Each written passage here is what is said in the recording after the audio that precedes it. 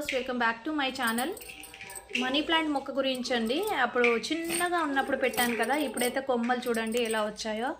కొమ్మలు కూడా ఇలా వచ్చాయి. ఇలా నేను టేబుల్ పైన అయితే ఈ మనీ ప్లాంట్ని అయితే అరేంజ్ చేసుకున్నాను.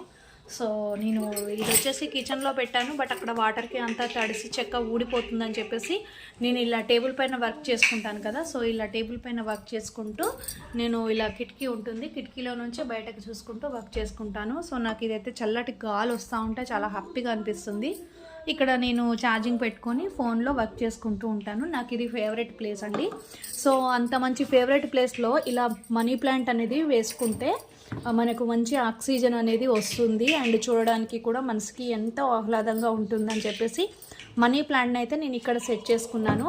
సో ఇక్కడ కొమ్మలు కూడా వస్తున్నాయి బాగానే.